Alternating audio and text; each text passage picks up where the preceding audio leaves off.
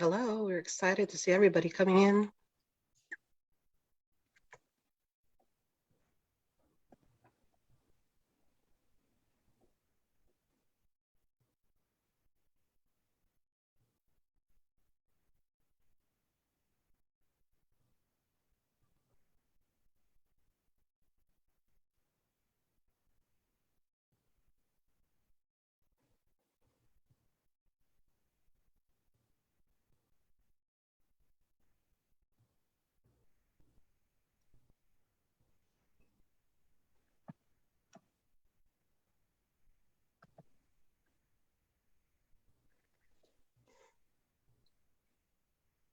Hello, everyone.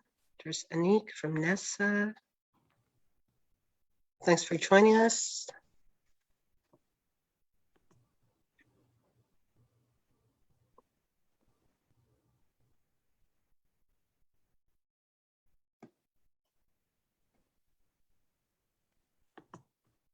Okay, so I think we should start. It's 7:03.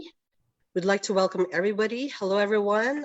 We can see Anik, Nessa, there's Evan, Veruca. Thanks, everybody, for joining us tonight. What a fitting night, if I can say so, because if you look out your window, it's a bit cloudy out there, but we're here to bring in the sunshine. We'll talk about books, specifically the books about Tanaz and Serena and Sasha, of course. So first, welcome, everybody. Just want to see everybody here. Okay, let me introduce myself before I introduce our lovely, lovely guest authors. I am Carmella Vader from the Book Wardrobe. Thank you for joining us tonight. And we're here, we're equally excited to talk about books, and not just about books, but specifically the books of Tanaz, Rising Like a Storm, and of course, the twins, Sasha and Serena Nanua. We'll also talk about Sisters of the Snake, and we welcome everybody here who's joining us. I'm Carmella, by the way, from the Book Wardrobe. So thank you very much. You can also get their books from our bookstore. All right. Hello.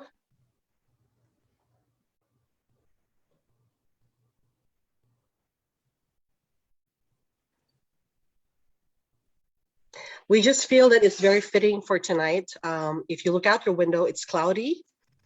But as I was mentioning earlier with Tanaz, rising like a storm. Oh my goodness. It's such a fitting way to introduce our authors, especially with the launch of Rising Like a Storm and Sisters of the Snake, as you can see at the back behind me. And before I go to the usual introductions, we'd like to welcome everybody. Thank you for joining us here at the Book Wardrobe, here in Streetsville, Mississauga. Thank you for supporting all our authors, our local authors.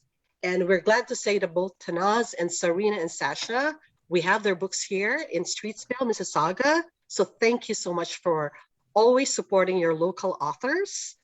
And like what I mentioned earlier, it's such a fitting day because if you look out the window right now, there's like a storm brewing, but we feel we have a very good storm here with Tanaz, Serena, and Sasha joining us tonight.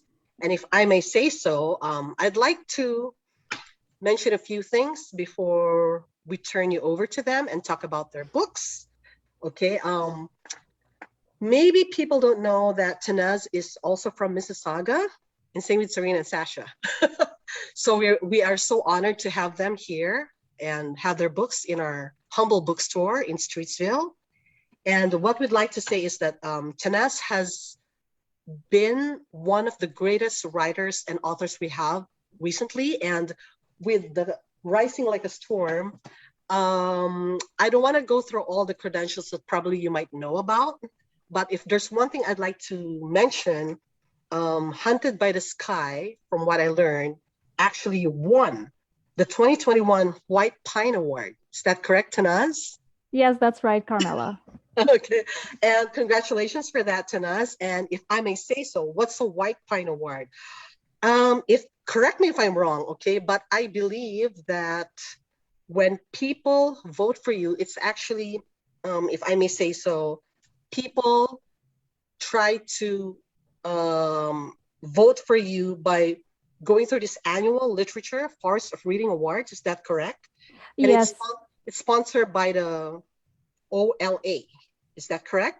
yes, the And Ontario Library Association. Yep, that's right. right.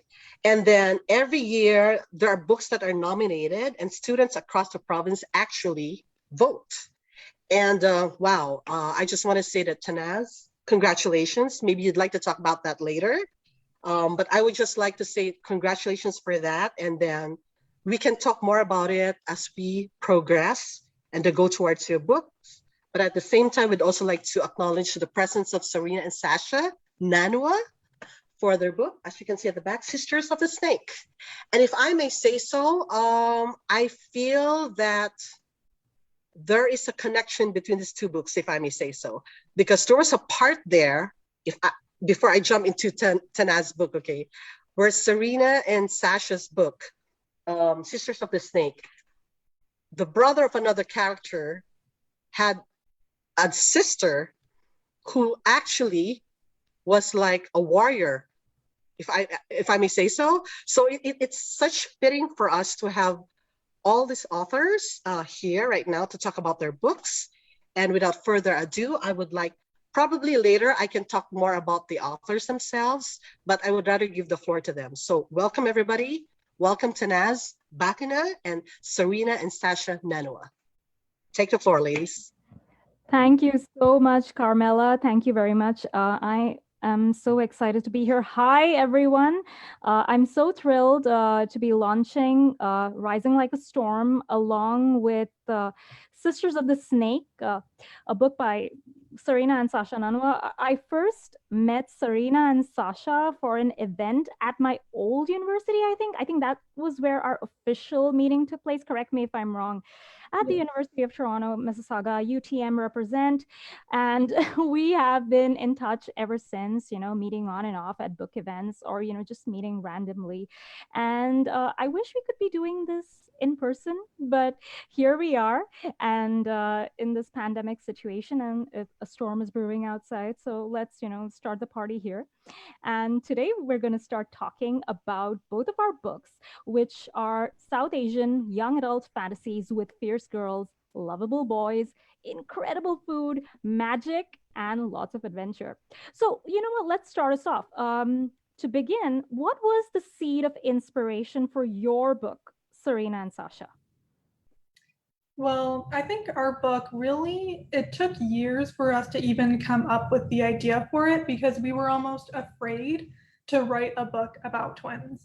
We had never even thought to do an idea like this until we were actually approached by an author and we were told, why don't you try to write a book about twins, like not just your Indian experience, but actually about your lives as twins. So that was a really special thing for us. And that author was Sabba Tahir, who is the author of A Number in the Ashes. I'm sure you all know her. She's my favorite YA author. So that was really cool to get to meet her. And it was actually through a giveaway that we got to have like a dinner with her. Sasha won the giveaway. So I was obviously freaking out that I could be like her +1 to the dinner and get to meet Sabba. And, her advice was to write about twins as twins. So that's really where, the seed of the inspiration from the story came from. It was from these characters. And we knew from the start that we wanted to write a story that was kind of like a thief and a princess switching places, because that's such like a classic trope that we wanted to play around with, but we wanted to give it, of course, our own kind of cultural background and set it in a high fantasy world, which is something we'd never attempted before. So yeah, it was really fun to kind of splash our culture and heritage into the book, as well as our experience being twins, even though obviously we're not a thief, we're not a princess, but it was still really fun to write these characters. I really love that answer. And you know what? When I read your book, the first thing I thought was The Prince and the Pauper, but an Indian version and 10 times cooler. And, that's something that I really, really enjoyed about Sisters of the Snake. For me, Hunted by the Sky really began with a single sentence. And I remember I was playing around with this idea for a science fiction dystopian novel, and it was truly, truly terrible. But the first sentence was the same for that novel, and as it was for this one. And that was, they come for us in the night and shoot my father through the skull.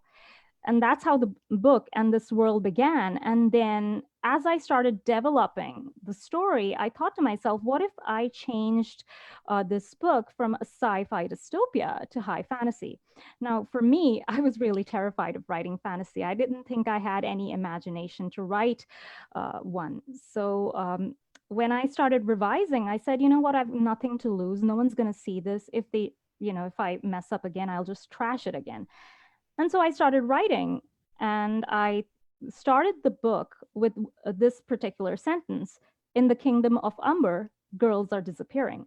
And then that was it. And then I was thinking, okay, why are these girls disappearing? And my mind, when it starts writing, goes on many different tracks. It went on an especially dark track in this one. And I started thinking about things like genocide. I began thinking about people in the world who are targeted because of their race or their gender or their religion. And I was thinking, what if a prophecy is involved and a girl with a star-shaped birthmark was foretold to bring the king of Umber's downfall? And what if the king was terrified of this happening, and because of this ended up making all these laws and restrictions that changed a whole society from egalitarian to patriarchal? And he began actively hunting these girls with birthmarks. So this was how Hunted by the Sky was born. And the word Umber in Sanskrit means sky. So I kind of like started interweaving all of that together. And, as I began rewriting the book, the whole world began to take shape. It was as if, a door had unlocked and it completely unfolded out of me. And I was thinking, where is all of this coming from? But really, if I think back, it was really coming from my childhood. Growing up as an Indian kid in Saudi Arabia, I used to read a lot of American fantasy. I loved R.L. Stein, and I used to read a lot of Sweet Valley High as well. But I would also watch a lot of Indian TV shows on the satellite dishes we had back then. They were banned and things like that. But then people started allowing them in, and we were watching all these shows, Indian shows such as the Mahabharata, the Ramayana, and these shows based on Mughal history like Akbar and Birbal. And when I was much older, I realized I could combine my love for fantasy and Western fantasy tropes with my own culture and history. And then when that amalgamated together, a story, or rather 2 books, were born. I really love that. And I like that we both really decided to put our Indian heritages into our books, because I think that was something that we were even a bit afraid to do at first. And we weren't sure if we could even write a high fantasy either. It just seemed so impossible. But we just tried to do it, and we revised it over and over and over. And then we ended up with also a duology. So, and I love your book cover. I love how they fit the star birthmark you were mentioning on it, like all the little details, the earrings. It's so good. Oh, thank you so much. And actually, I should thank my cover designer, Beth Clark. She's absolutely a genius. She's designed all my book covers. And likewise, I really love your cover. I love that it is a more graphic image, and it's so pretty. It's like even their braids are kind of snake-like, So it's really, really cool, and it kind of fits with the whole theme.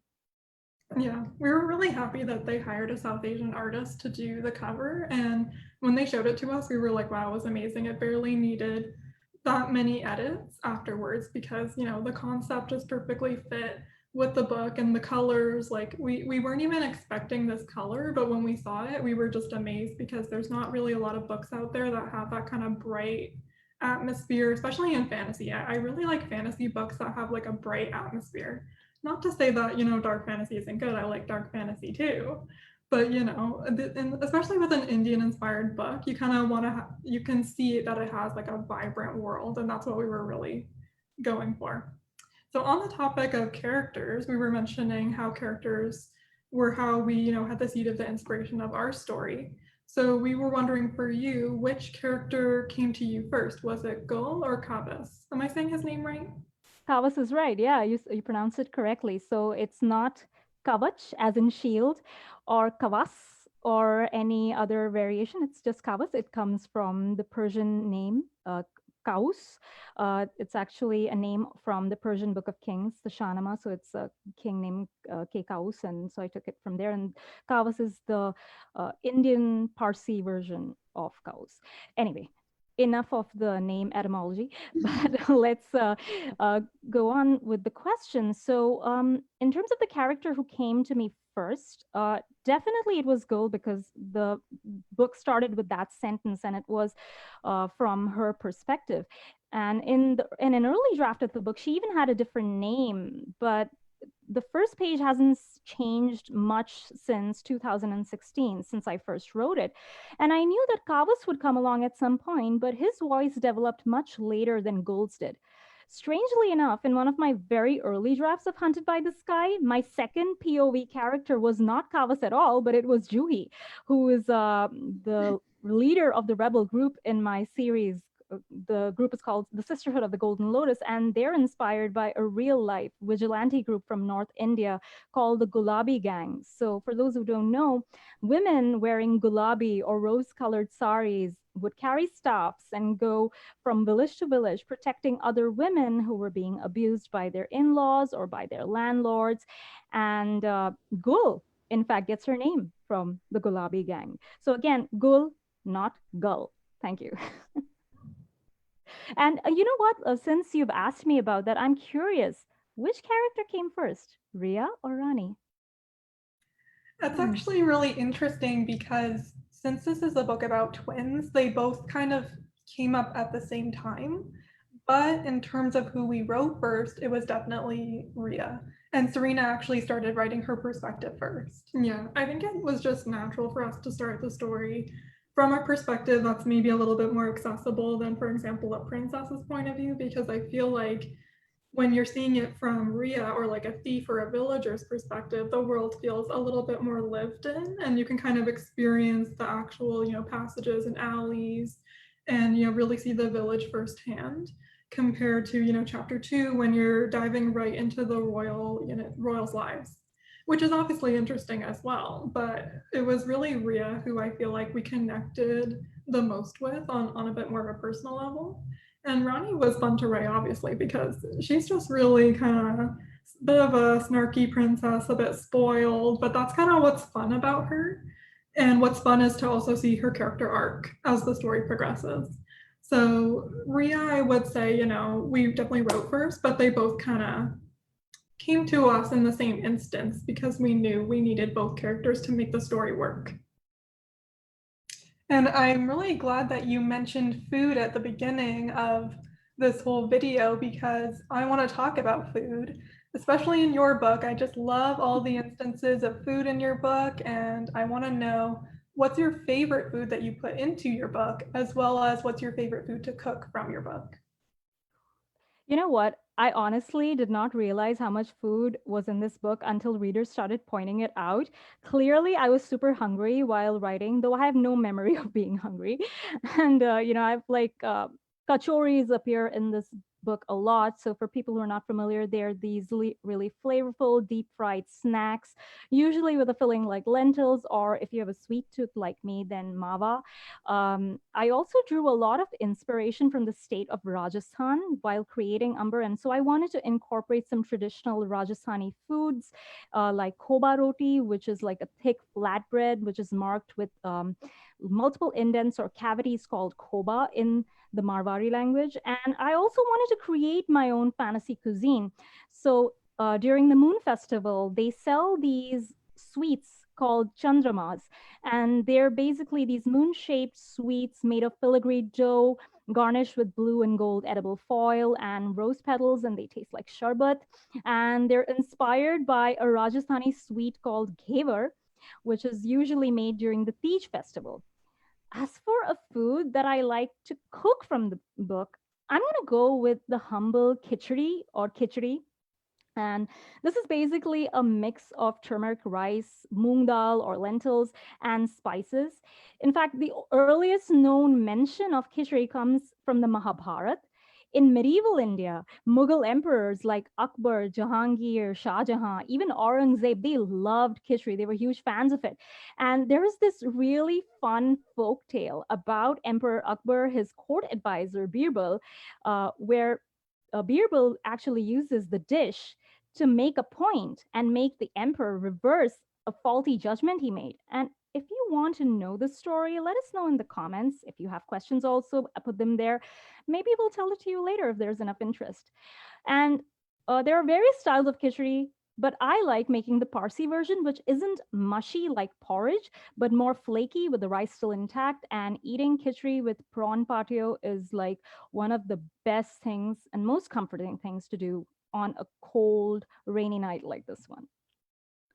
I definitely agree that dal just tastes so good. I specifically like black dal, not yellow dal. I'm kind of picky when it comes to it. Whereas Ooh, okay. I'm not picky. Serena is not picky when it comes to different Indian foods, but for some reason I am. I don't know why. Sasha's very picky. Only when it comes to dal. But yeah, in terms of our book, right from the first page, we wanted to put food front and center. And so we talked about the samosas with the tamarind and mint chutneys. And I wanted to make sure that people could basically feel like they lived in the world along with the characters. And so that's why well, first of all, we love food, but that's why we really wanted to put food into our book and really make sure that people could connect to it in some way. Yeah, and I prefer more of like the sweets and like desserts. And I like how you actually made up, a food item for your book. That's really interesting. I'm gonna have to do that. But I really like the kind of, classic desserts, like even a mango lassi. Like we put a mango shake recipe on our Instagram because we wanted people to, almost feel like they could connect with the story in a way and like have a drink while they're reading. And I really like, the barfi and stuff like that. So it's more like the sweets that, do it for me. But I like any kind of Indian food, honestly. I'm not picky, like I said before. Sasha's definitely the picky one. Just a little. So what do you guys like to make from your own book? Is there some particular dish that you both enjoy making together? Or like, do you have like your choices? Like someone like Sasha will make a very specific, as we, a high version or classed up dal. And maybe, Sarena will make, some sort of beautiful sweet. So what do you guys like to make? Honestly, it's really our mom who does most of the Indian food cooking because whenever I cook with her in the kitchen, she's like, this, and this. You have to remember what goes into every dish. And I'm like, I'm not very good with recipes. Like I like to just go with the flow and put whatever I want into my food. Whereas I feel like when it comes to these older recipes, like there are very particular things, certain amounts that you want to put in to make sure that it tastes good. And for some reason, I always end up forgetting. I like to make like sabji, any kind of sabji or like bundi dang. That's my favorite. Awesome. And, sabzi or vegetables for the win, for those who don't know. Awesome. I love it. And you know what? I'm going back to our last question, and I'm actually really curious about your book and how you both manage writing as co-writers. Like, was there one person who managed mostly Ria's point of view and another who managed Rani, or did you both write together? What was your favorite part about the writing process and also your least favorite part? Well, when it came to this book, it was quite different because it's our first time doing a dual point of view novel. We had never written one before this. We had tried, but failed. And so this was our first time actually writing a dual point of view, and it was from the point of view of twins. So in terms of who handled what perspective, we actually both wrote both perspectives. So I think a lot of people are actually surprised by that because they think, oh, maybe Sasha writes Ria's perspective and Serena writes Ronnie's perspective, when actually we both write both perspectives and we just happen to kind of trade off on every draft who we focus on. So for example, in one draft, I might be focusing on Ria and Serena will be focusing on Ronnie. Yeah, so especially now that we've just been working on our sequel, what we'll do is one of us will just, look at the character arcs for one character versus the other. And then usually at the end of the day, or the next day, we'll kind of read over the chapter that the other person did and just kind of make sure that it's working in line with what's happening in the other perspective, because we just happen to write a story that has, rigid perspectives, and it's not like you can have two chapters of Rhea in a row or one chapter of Ronnie. Then, unfortunately, we made it a very rigid structure, which kind of made it harder, to make the storylines even. But I feel like that challenge, really helped us make sure that the story was as concise as possible. It's a long book, but it's, every chapter, there's something that has to happen to make sure that the story is moving forward, and to make sure that, when they meet up, then it makes sense that they've met up at this point, or when they, diverge, this certain set of things has to happen before they can meet up again. And then we have to make sure that the timelines work, etc. That's what copy editors are for. And thankfully they're there, to fix those kind of mistakes.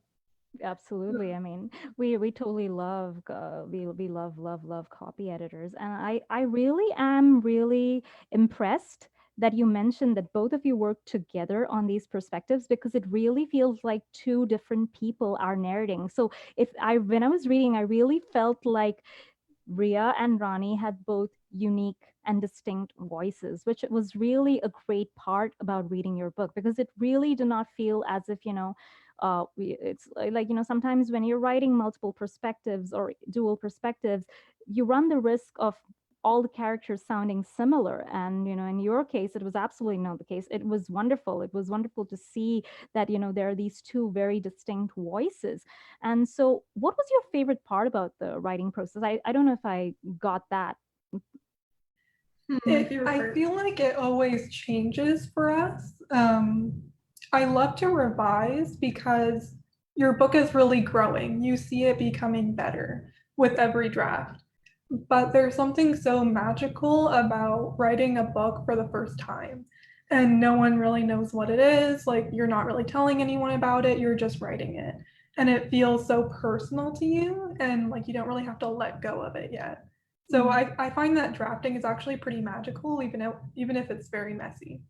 I do like the revision stages, especially when you can kind of find the right piece of the story, to make everything click into place. I really like that part of it, but I'm not a big fan of like the line edits and the more nitpicky stuff, because then you have a lot of details in your mind that you're kind of trying to keep track of, and that can really get to you.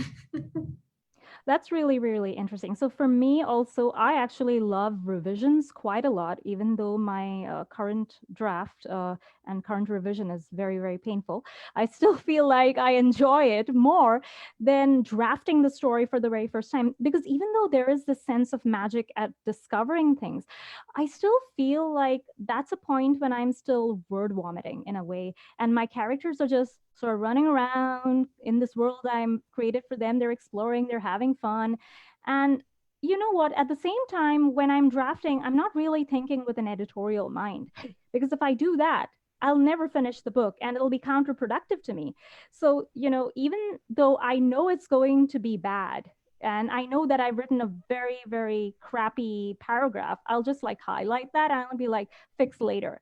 So that's how I move ahead with my first drafts. And definitely I enjoy revisions. I actually like line edits quite a bit, because that tells me in the editorial process that I've moved ahead. Whereas if my editor comes back, oh, you need more substantive edits, that means I know I'm in trouble, because I have to like rip the book apart again and then put it back together. So I don't mind the line edits so much. And I always am apologetic to my critique partners and editors who have to actually read my first drafts. I'm sorry. I know my characters are having way too much fun in those, and they don't have any sense of conflict or what's going on in their worlds and things like that. But yeah, that's my favorite and least favorite part. I think every stage of writing has both of those things, right? Yeah. Well, it's interesting because we're both writing, dual perspective books, so we both have to kind of force ourselves to think from these different point of views. And you especially, you're writing, just one author, whereas we're kind of two authors. So we have a very similar writing style. I think that's what allows the book to kind of flow well without necessarily feeling like it's two authors writing one story. But at the same time, we can have those distinct, perspectives and distinct voices, which you still managed to capture as well in your book. So kudos to you. I really love the writing style in your story. Thank you very much. That's very, very kind. Yeah, I told myself after we wrote this book, after we wrote the sequel, I was like, okay, I'm not gonna do a dual perspective again. Like it was just too much. And then what do? We're writing 3 perspectives now. So Yes. it just happened to be that way. And in the second book, the sequel to Sisters of the Snake, there is going to be a new perspective, perhaps even 2. That's all I'm gonna say. Ooh, ooh, ooh, ooh, ooh. It's Okay, you know what? I won't ask. I won't spoil anything. It's kind of, got to do with the villain, which kind of brings me to my next question. So I was going to ask, both of our books have these kind of similar Raja, king, tyrant, figures in our stories. And at the same time, there is also other villainous characters who are kind of working in the background. And, maybe they sometimes are in the foreground, sometimes they're not. Sometimes, they're good. Sometimes you have to wait till the end to see what is their true motive, And what I really like about a villain is seeing their true histories, their personal lives, and what makes them the villains or so-called villain of the story, because usually the villain is the hero in their own eyes. They're just doing what they think is right. So I wanted to know, what do you think makes a good villain, and why did you write your villain in this particular way without spoilers? Okay, and first of all, I have to mention that you guys have a really wonderful villain in your book and in your series, and I feel that my villain and yours would get along really, really well. They'd probably, cheers with a little bit of blood in there. I don't know what they'll do, but they're capable of doing that. I know both of them. So I'd say, as you mentioned, Serena, villains are always the heroes of their own story, right? They are characters ultimately who make choices that are different from your protagonist. And for them, your protagonist is the villain. And you, as a writer, need to sort of understand why this is the case. And so when I'm writing, I'm always thinking that why is this person the way they are? And I feel like whenever I really am beginning to understand and empathize with an antagonist, I know they're 3 dimensional, and I know that the reader will empathize with them as well, even if they don't like them. You don't really have to like a character to empathize with them. And I think that's really important in any book. And especially even when we're writing protagonists, not all our protagonists are likable, right? They all have these gray areas. And, I've enjoyed writing unlikable protagonists as well. But with the villain's case, they're just less likable than the unlikable protagonist. So it's more or less like you had to figure out, okay, what is their history? What is their background? How did they grow up? How did they reach to this point in life? And if the reader can see that, then, that makes them really 3 dimensional and a great villain. Yeah, and I also really like how I think both of the villains in our story are quite ambitious. And I like the fact that it's really their ambition that they're going after, and they've basically been planning what they want for years and years and years. And they will stop at nothing to make sure that it happens. So you're exactly right. I think they would toast together and be very happy. All right. I actually wanted to ask you a question about whether or not your series was always going to be a duology, or was it ever going to be a longer series like a trilogy, or was it maybe going to be a standalone? So that's a great question. I had planned for this book to be a trilogy. I knew going in when I wrote the first book that it would not be a standalone. It had to be more. And so I was planning that I'd have this 3-book series, but then it sold as a duology. Welcome to publishing. And then I had to go around and change a lot of things about the storyline, which would have originally spanned across 4 kingdoms to 1 kingdom with a shorter time frame. And I also think this is something that readers are also very curious about, because many don't often know about what's going on behind the scenes and how these decisions are made. And so as an author, I'm always playing this sort of balancing act. where I have to balance what my editor, my publisher, and marketing team say with what my readers want, and ultimately with what I want as a storyteller. And so the way I see it as a writer, every book that I write is going to go through changes, whether it's part of a series, whether it's standalone, contemporary, or fantasy. Ultimately, if the final product still retains the spirit of my original idea and plan, then I'm happy with it, even if I end up trashing 100,000 words in the process. But yeah, I think even if it is a duology instead of a trilogy, I still feel that The Wrath of Umber as a series captured my original idea and still retains the original spirit and joy that I had going into writing this book. That's so interesting because when we actually started querying Sisters of the Snake, we pitched it as a standalone.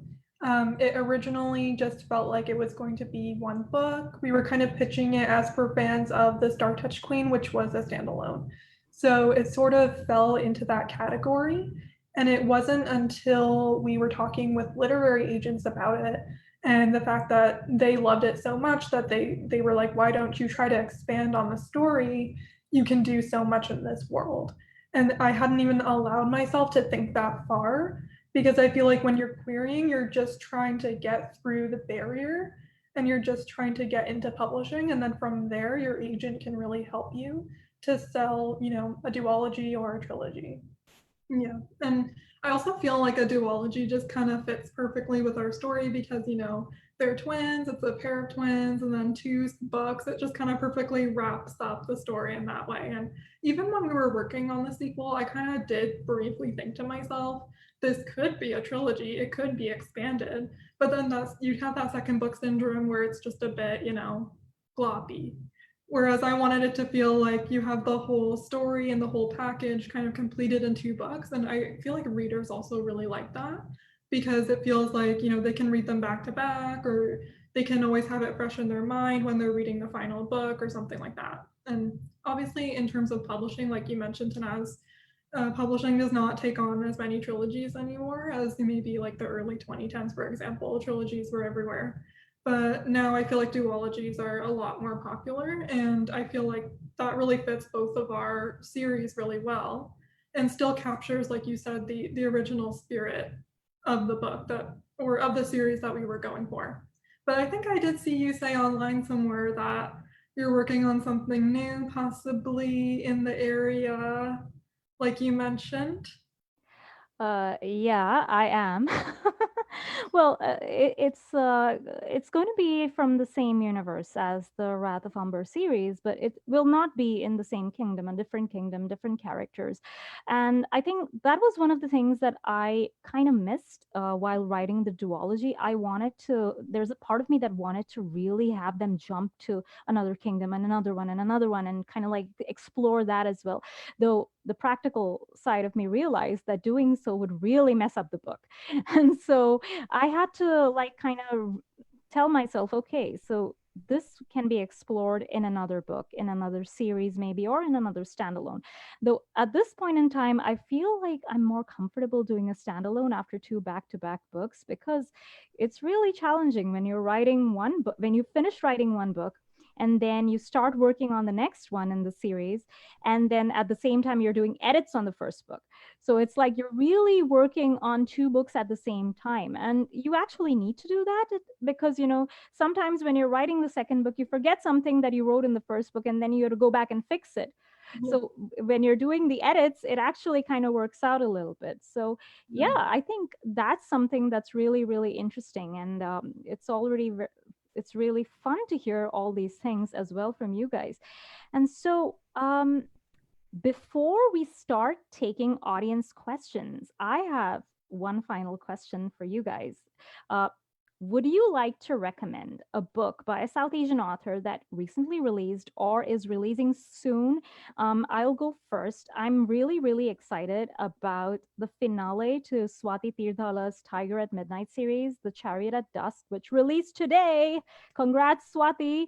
And there's the book.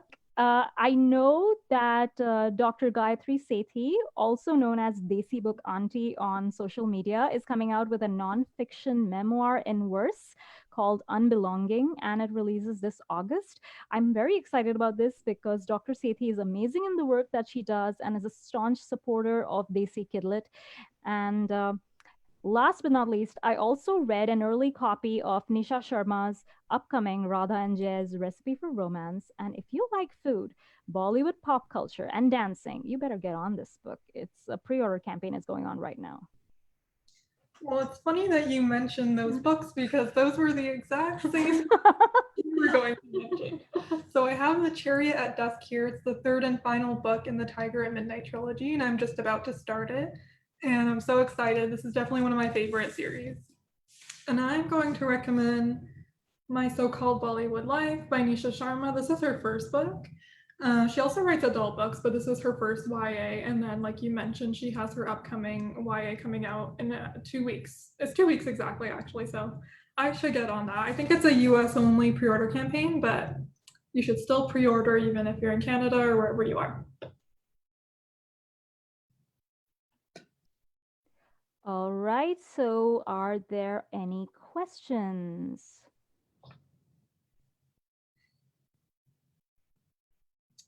I see a question from Vanessa about what was the biggest change in your plot from the original draft to the final copy? Was there any part of your book that you loved but had to change?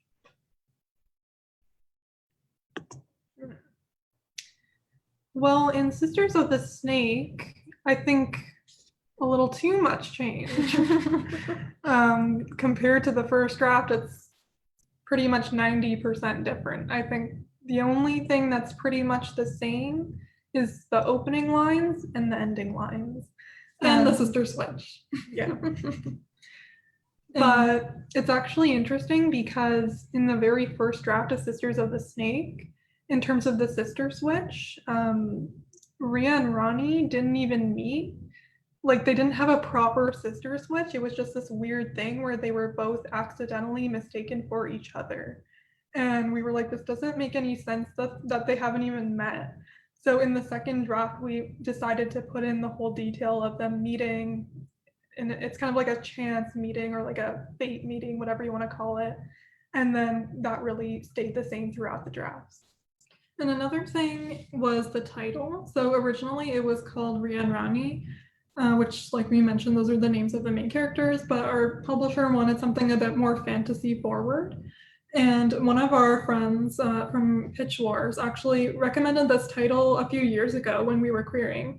But at the time, we just thought, okay, we'll just stick with Ria and Rani, it's fine, it's working. Our agent didn't really have any comments. It wasn't until it really got to, the sales and marketing team that they wanted it to have more of a bit of a darker fantasy edge. So that's when we recommended that title, Sisters of the Snake. So shout out to Laura. Thank you for recommending this title to us. For me, I think the biggest change from the original draft to the final copy was the introduction of the third point of view, which is the villain's point of view in Hunted by the Sky. This was something that I was, funnily enough, I was working on a workshop for teen writers, and I was working on a workshop on character motivations and what makes a good character. And I started, playing around with the character dossier, and I said, you know what, why don't I do the villain's perspective? And as I began doing it, I began thinking, I really need this perspective in the book. Now, typically, this is something that some readers may not know, that for YA, we mostly focus on teen perspectives. And it's kind of tricky to convince editors to include an adult perspective in the book. But I felt when I just wrote this chapter, this final chapter, this voice was so strong and it was so fantastic. I was like, I love this person, even though this person is the most evil person I've met right now in this world. I just wanted to write their point of view. And I said, I told my editors, I'm ready to argue with you for this person. I'm ready to fight. And I didn't need to. They loved that perspective as much as I did. So that was the biggest change. And it was literally, I think, pre-copy edit, just before the copy edit. And I just wrote that chapter down and threw it in. And that was the change. So let me check out for the questions. Nessa's Lair says, yes, please tell us more about that story. I think you're referring to the story that I mentioned earlier on about Emperor Akbar, his court advisor Birbal, and khichdi, the Indian dish. So sit back, relax, let me tell you. Once upon a time, back in medieval India, Akbar and Birbal were taking a walk by the lake, and it was a very cold winter day. A thought came to Birbal, and he expressed it to the emperor that a man would do anything for money. And Akbar put his finger in the lake and said that, oh no, this is so cold. I don't think a man would spend an entire night in cold water of this lake for the money. And Birbal said, no, I'm sure I can find such a person. And they had a habit of making bets with each other, court advisor and emperor. So Akbar challenged Birbal to go and find a man who would do exactly that. So Birbal searched far and wide and eventually came across a poor man who was desperate enough to accept the challenge. The poor man entered the lake on a freezing night, and Akbar had guards posted near him to make sure he really did as he had promised. The next morning, the guards took the man to Akbar. They vouched for him and they said that he'd spend the whole night there. And so Akbar asked the man, how did you manage to spend the night in the lake? And the poor man replied that there was a street lamp nearby, and he kept his attention fixed on the lamp and away from the cold. So Akbar said, oh, so you warmed yourself with the heat of the street lamp.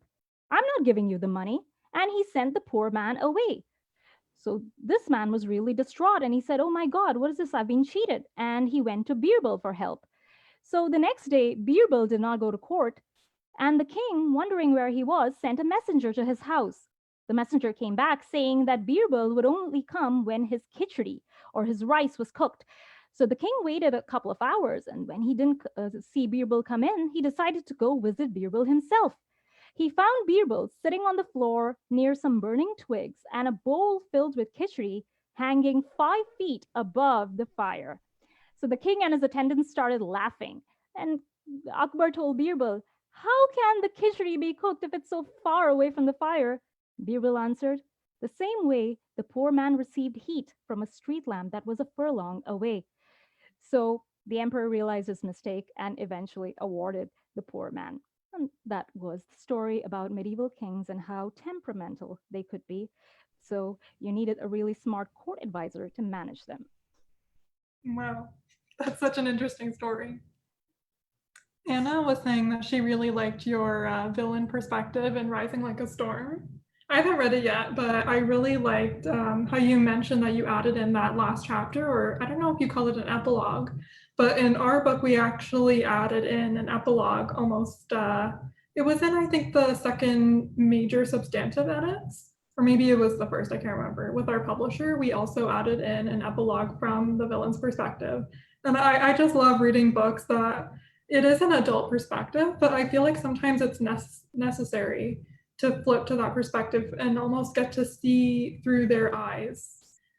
So yeah, I can't wait to read Rising Like a Storm and see that perspective, because I'm rooting for that character. I love that character. So Anna has a question. Serena and Sasha, do you ever disagree about where the story plot should go? And if so, how do you mediate between yourselves to decide?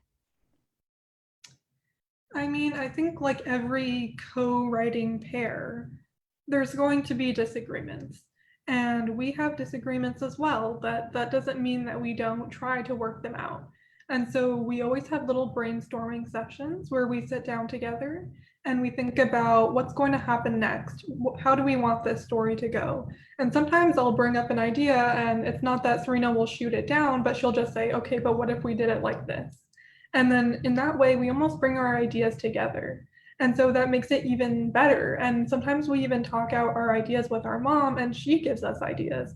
So it's like actually being able to talk with more people about our ideas helps us to create our stories instead of the other way around. It's like having critique partners or having, editors, because we have a similar writing style, of course. Sometimes even we're blind to, issues in our books. But with an editor's help, of course, we can, confront those issues because we have really similar, writing processes. We don't really bump into too many problems in that way. And I think because we're twins, we have a pretty similar mindset in most ways, except for our food choices sometimes.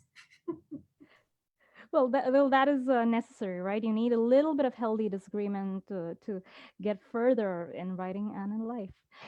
And okay, so the next question, Paul asks, did you need to get creative with your process or research due to the pandemic? Ooh, that's an interesting question. I think YouTube is king. We were in the school of YouTube before that as well, you know, when we couldn't travel to India due to the pandemic or for other reasons. And so, yeah, I think for me at least, I know that because the thing is that we are right now living in the modern world, and both of our stories are sort of more inspired by an older time or an older generation of India. We kind of have to go back into history anyway and sort of research and see what's going on and, you know, add a little more fantasy flair to it.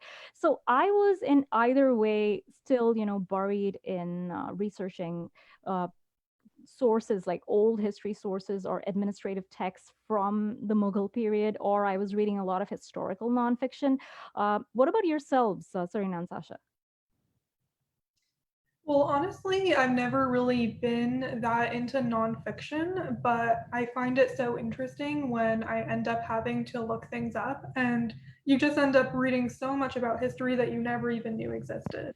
And you start to be able to incorporate that into your plot, and even in the most minute details, put in things from your culture that maybe other people, sure, they might have to look it up or look up a word, but it's something so important that should be in your novel. So I feel like in our book, there are a lot of things that maybe we don't necessarily fully explain. And I don't want to, because I don't want to spoon feed the readers. So they'll have to end up Googling something.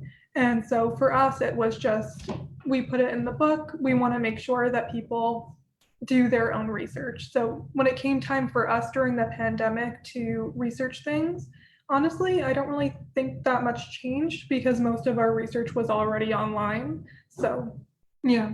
And I think that Kristen Ciccarelli, I don't know if I'm saying her name right, but I think she mentioned once that she does her research through cookbooks and that she has a lot of world building just by flipping through cookbooks, which I find so interesting because as a foodie, obviously I love cookbooks. I own maybe way too many cookbooks that I don't use.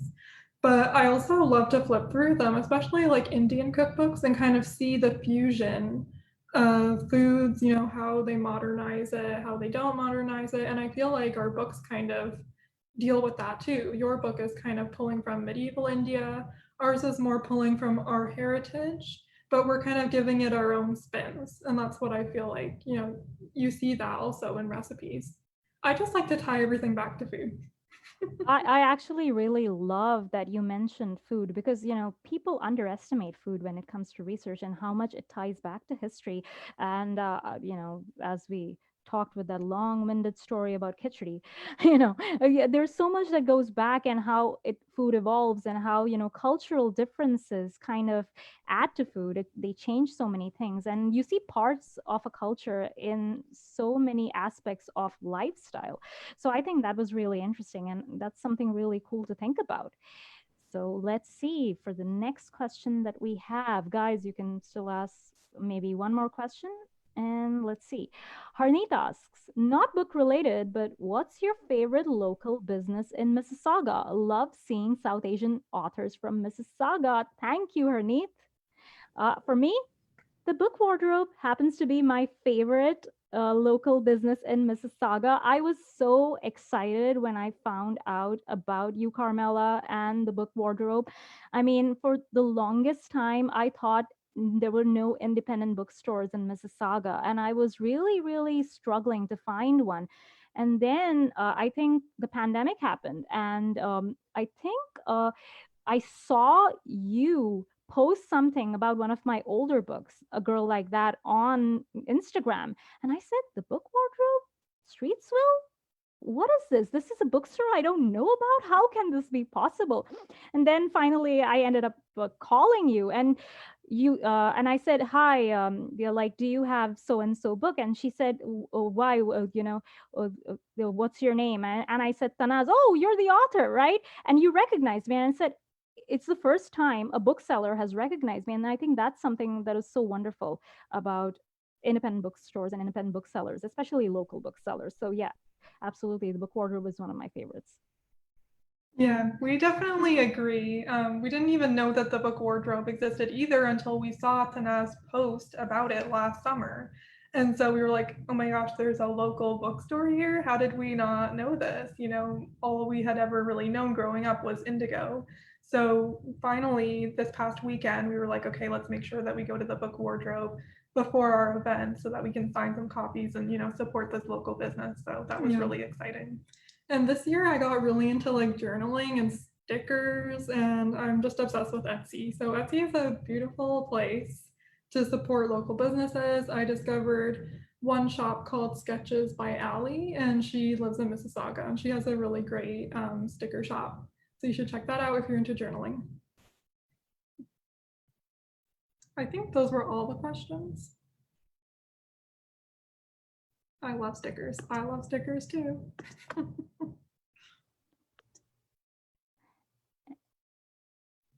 And I think that is it, unless there are any other questions. Can I ask something, ladies? Yep.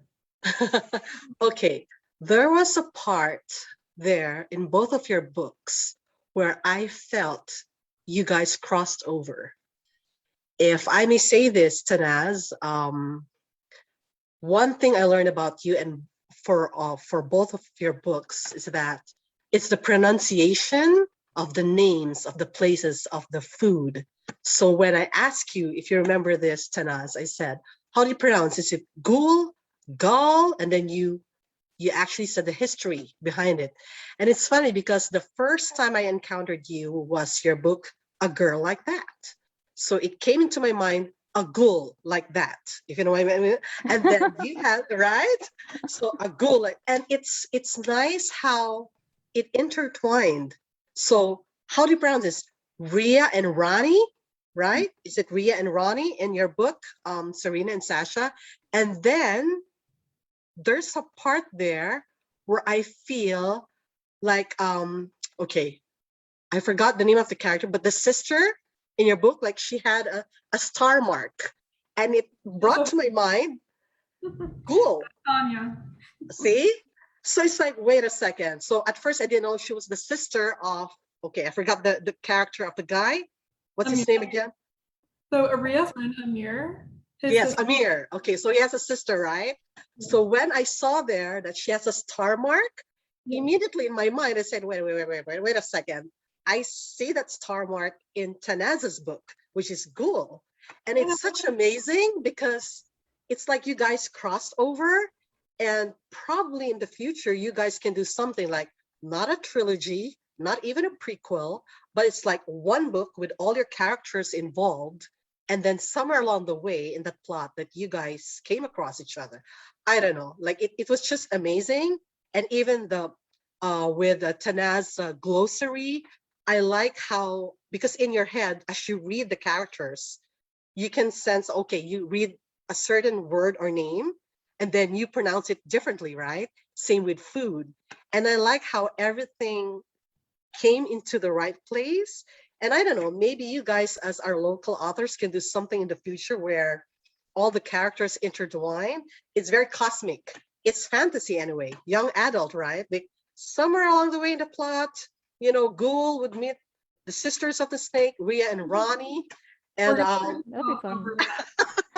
That would be fun. That would be fun. I think probably Amir's sister, she probably escaped Umber, you know, Lohar's hunting her for the star mark. She ran away. So she's now in your world. She's having her own adventures. Yep. We're learning the super backstory here. Yeah, we're learning the backstory here, right? I mean, honestly, when I read an early copy of your book, Sarena and Sasha, and I saw the star mark on her, you know, forehead or whatever, I was like, oh, We have a crossover potential. So I totally agree with you, Carmella. Right.